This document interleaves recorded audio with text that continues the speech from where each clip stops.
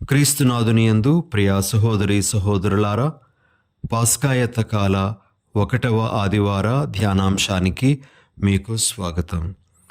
ఈరోజు మనం ఆలకించే సువార్త పఠనము మార్కు సువార్త 1వ అధ్యాయము 12 నుండి 15 వరకు ఉన్న వచనముల నుండి గ్రహింపబడినటువంటిది. ఈ వాక్య భాగంలో మనము ఈ విధంగా ప్రభువు గురించి ఆలకిస్తాం. వెంటనే పవిత్రాత్మ యేసును ఎడారికి తీసుకొని పోయెను. అచట ఆయన సైతానుచే శోధింపబడుచు 40 దినములు మృగముల మధ్య జీవించుచుండెను. దేవదూతలు ఆయనకు పరిచర్యలు చేయుచుండిరి. ఈ వాక్యాలను మనము ఆలకించేటప్పుడు మన మదిలో మెదిలేటువంటి కొన్ని ముఖ్యమైనటువంటి భావాలను మొదట మీ ముందు ఉంచాలి అని అనుకుంటూ ఉన్నాను. మొదటి భావం ఏమిటి అంటే, ఈ శోధనలన్నీ కూడా ప్రభువు తాను భవిష్యత్తులో ఎదుర్కోబోయేటువంటి శోధనలకు సాదృశ్యంగా ఉన్నాయి అనే విషయాన్ని మనము గ్రహించాలి. ఆయన తన బహిరంగ జీవితంలో అనేకమైనటువంటి శోధనలు ఎదుర్కోబోతూ ఉండగా అవన్నీ కూడా ఈ 40 దినాల కాలంలో ఆయన కళ్ళ ముందు మెదిలాయి అనే విషయాన్ని కూడా మనము గుర్తు చేసుకోవాలి. కాబట్టి భవిష్యత్తులో తాను ఎదుర్కోబోయేటువంటి శోధనలకు సాదృశ్యమే ఈ 40 దినాలలో ప్రభు ఎదుర్కొన్నటువంటి జయించినటువంటి శోధనలుగా మనము మన మనసులో పెట్టుకోవాలి. ఇక రెండవ విషయం ఏమిటి అంటే, తండ్రితో తనకున్నటువంటి సాంగత్యమే, అనుబంధమే శోధనలు జయించటానికి శక్తిని ఒసగింది అనే విషయాన్ని ప్రభువు మనకు తెలియజేస్తూ ఉన్నారు. ప్రభువు ఎడారిలో ఏకాంతంగా సమయాన్ని గడపడం అనేటువంటిది తండ్రితో తాను గడిపినటువంటి సమయానికి సూచనగా ఉంది అని మనం గుర్తించాలి. తండ్రితో తనకున్నటువంటి ఆ అనుబంధమే ఆయన శోధనలు జయించటానికి శక్తిని ఒసగింది అని ప్రభు మనకు తెలియజేస్తూ, దేవునితో మనకు ఉండేటువంటి అనుబంధము వలననే, సంబంధం వలననే మనం కూడా శోధనలు జయించగలిగేటువంటి శక్తిని పొందగలము అనే విషయాన్ని మనకు నేర్పిస్తూ ఉన్నారు. కాబట్టి ఒక వ్యక్తి ఎంతగా దేవునిలో బలపడితే అంతగా శోధనలు జయించగలిగేటువంటి శక్తిని కూడా పొందగలడు అనే విషయాన్ని మనము గ్రహించాలి. ఇక మూడవ విషయం ఏమిటి అంటే, తండ్రి కార్యము నుండి దృష్టిని మళ్లించేటువంటి పరిస్థితులలో తన దృష్టినంతటినీ తండ్రి పని మీదే పెట్టుకునేటువంటి శక్తి ప్రభువుకు ఆ శోధనల సమయంలో లభించింది అని మనం చెప్పవచ్చు. ప్రియ సహోదరి సహోదరులారా, మరి మనము మత్తయి సువార్త 4వ అధ్యాయము 5వ వచనంలో చదువుతాము. సైతాను యేసు ప్రభువుని దేవాలయ శిఖరాగ్రాన నిలిపి, ఇదిగో నువ్వు ఇక్కడి నుండి దూకు, క్రిందికి దూకినట్లయితే నీ కాలు రాతికి తగిలి నొవ్వకుండునట్లుగా దూతలు నిన్ను పట్టుకుంటారు, నీకు ఏ హాని కూడా కలుగదు అని శోధించడం జరుగుతుంది. ఇది ప్రభువు తన యొక్క కార్యము నుండి వైదొలగిపోవడానికి సైతాను పెట్టేటువంటి ఒక రకమైన పరీక్ష. అయితే ప్రియ సహోదరి సహోదరులారా, యేసు ప్రభు ఆ శోధనను ఎలా జయించారో మనము వాక్యంలో చదువుతాం. నీ ప్రభువైన దేవుని శోధింపరాదు అనేటువంటి మాటతో సైతానును ప్రభు గద్దిస్తారు. కాబట్టి తండ్రి పని నుండి తన దృష్టిని మళ్లించేటువంటి ఆ సైతాను శోధనను ప్రభు చాలా ధైర్యంగా ఎదుర్కొన్నారు. తన దృష్టినంతటినీ కూడాను తండ్రి కార్యం మీదనే ఆయన పెట్టగలిగారు. ప్రభు యొక్క జీవిత కాలంలో ఆయన బహిరంగ పరిచర్యలో ఎన్నో మార్లు ఆయన దృష్టిని మళ్లించటానికి సైతానుడు అనేక విధాలుగా ప్రయత్నాలు చేసినప్పటికీ మరి ప్రభు మాత్రము తన దృష్టిని తదేకంగా ప్రభు కార్యం మీదే పెట్టడం అనేటువంటిది మనము ప్రభు యొక్క జీవిత చరిత్రలో చూడగలము ప్రియ సహోదరి సహోదరులారా.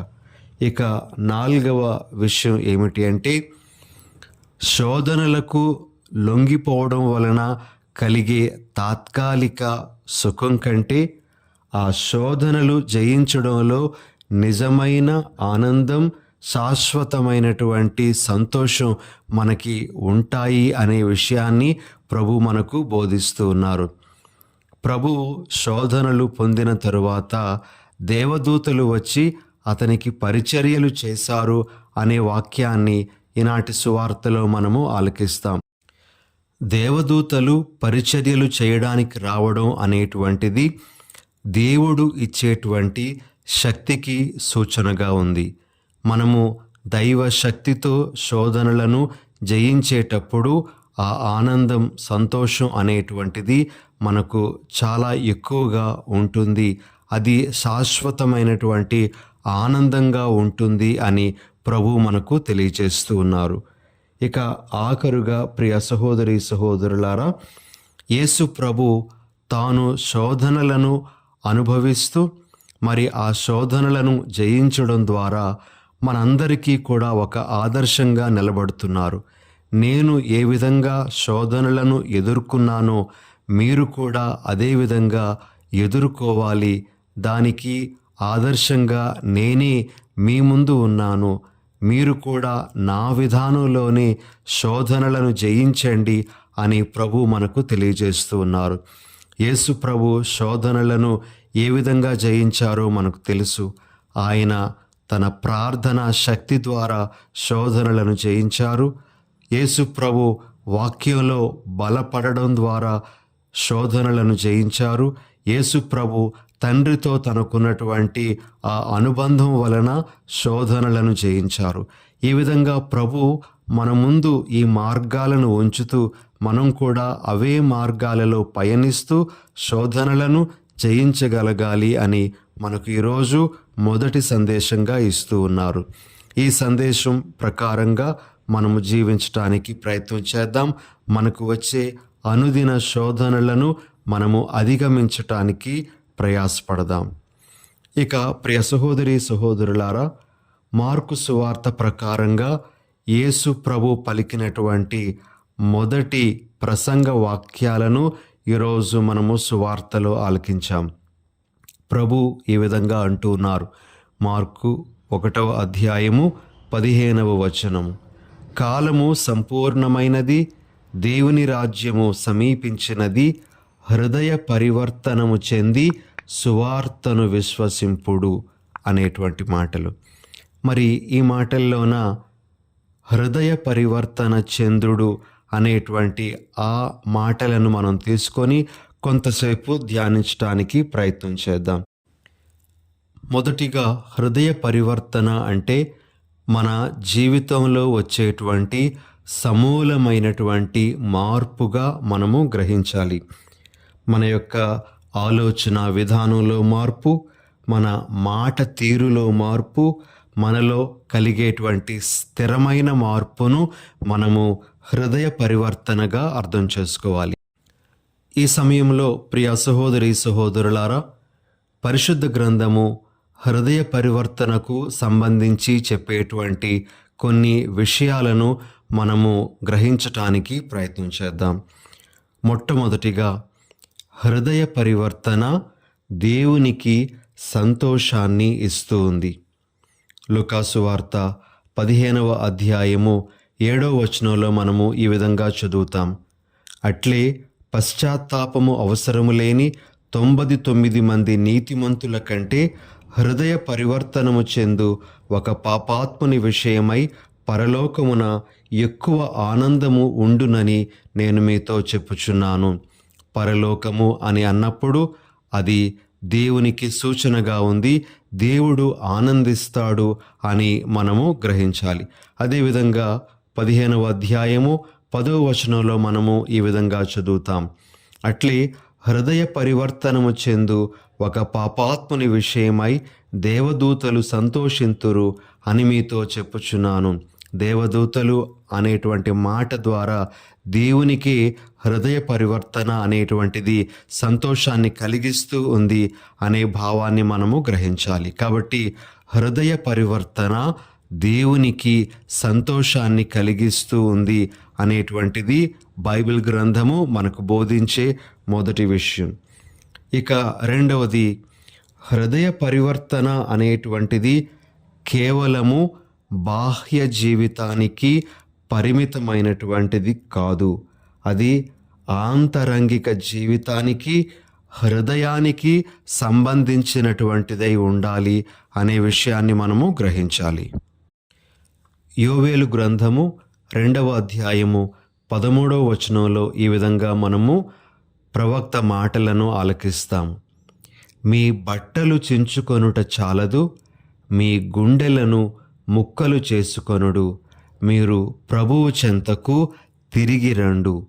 ప్రియ సహోదరి సహోదరులారా, హృదయ పరివర్తన అంటే బహిరంగంగా మనము ప్రదర్శించేటువంటి కొన్ని పశ్చాత్తాప క్రియలు మాత్రమే కాదు. అది మన యొక్క హృదయం నుండి పుట్టినటువంటిదై ఉండాలి. అది మన యొక్క హృదయానికి, ఆంతరంగిక జీవితానికి సంబంధించినటువంటిదై ఉండాలి అని ప్రభు మనకు తెలియజేస్తున్నారు.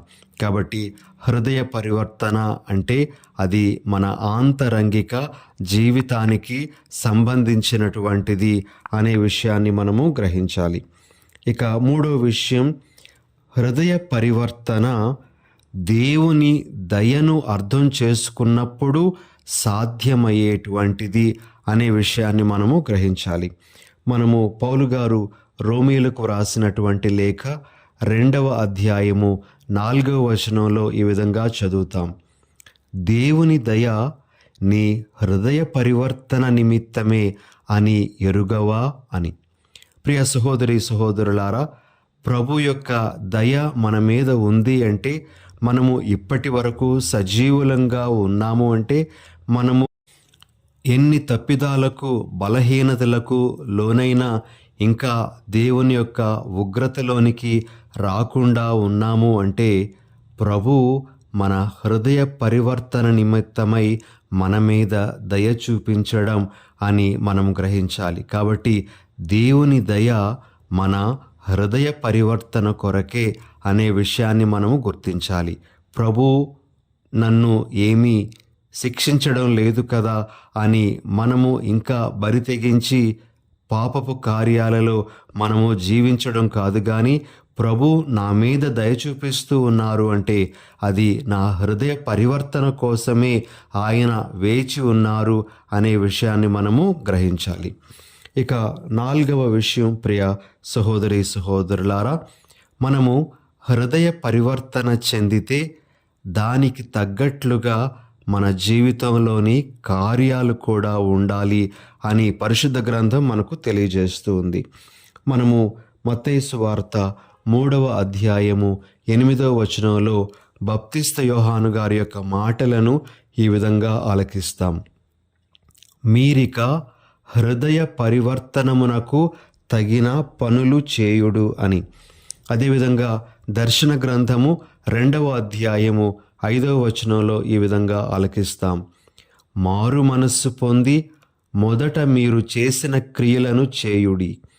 అట్లు చేసి మారు మనసు పొందితే తప్ప నేనే మీ దీపస్తంభమును స్వస్థానము నుండి తొలగింతును. హృదయ పరివర్తనము చెందుతూ ఉన్నాము అంటే ఆ విషయాన్ని మన మాటల్లో చెప్తే సరిపోదు.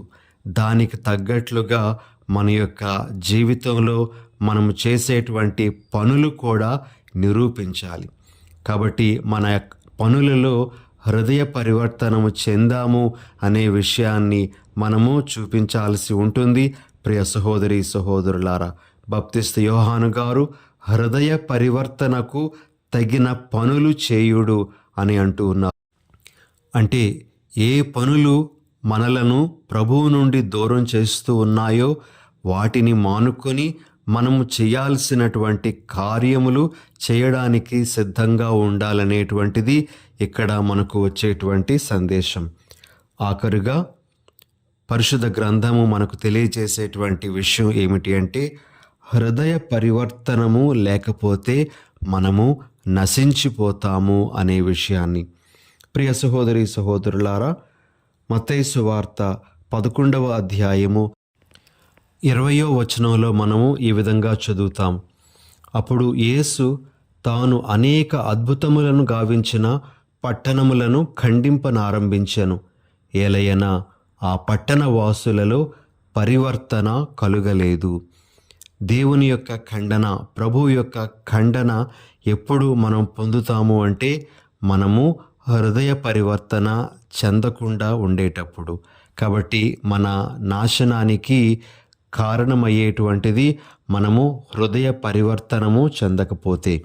అదేవిధంగా మనము లూకాసు వార్త 13వ అధ్యాయము 3-5 వచనాలలో ఈ విధంగా చదువుతాము. హృదయ పరివర్తనము చెందనిచో మీరు అందరును అట్లే నాశనమగుదురని మీతో చెప్పుచున్నాను. హృదయ పరివర్తనము చెందనిచో అందరును అట్లే నాశనమగుదురని మీతో చెప్పుచున్నాను అని యేసు ప్రభు పలుకుతూ ఉన్నారు. కాబట్టి హృదయ పరివర్తన చెందితే మనము దేవుని సంతోషపెట్టేటువంటి వాళ్ళమవుతాము. హృదయ పరివర్తన చెందకపోతే మనము మన చేజేతులారా మన జీవితాన్ని నాశనం చేసుకున్న వాళ్ళం అవుతాం. ఈ భావాలన్నీ కూడా మనకి ఈ హృదయ పరివర్తన చెందుడు అనేటువంటి మాట ద్వారా పరిశుద్ధ గ్రంథం మనకు బోధిస్తూ ఉంది.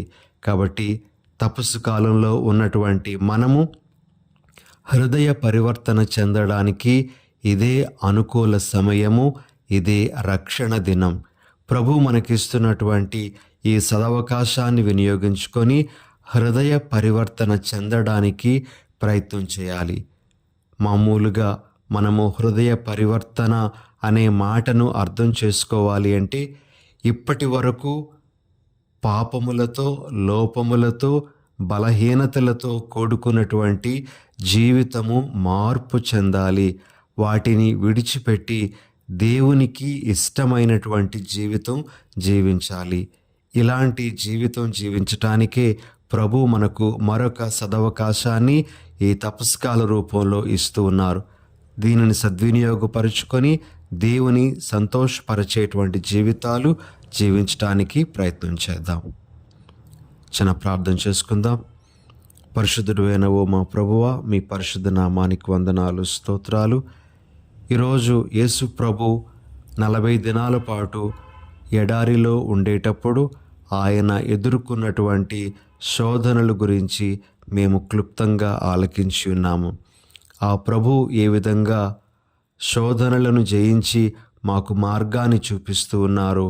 మేము ఆయన బాటలో నడుస్తూ మాకు వచ్చే అనుదిన శోధనలు జయించే వరాన్ని మాకు ప్రసాదించండి. అదేవిధముగా మేము హృదయ పరివర్తన చెందాలి అని మరొక్క మారు మాకు పిలుపుని ఇస్తూ ఉండగా, మీ పిలుపుకు మేము స్పందించి మా జీవితాన్ని సమూలంగా మార్పు చేసుకుంటూ తద్వారా మిమ్ములను సంతోషపరిచే భాగ్యాన్ని మాకు అనుగ్రహించమని మా ప్రభువైన యేసు ఘనమైన నామమున అడిగి వేడుచున్నాం తండ్రి. ఆమెన్.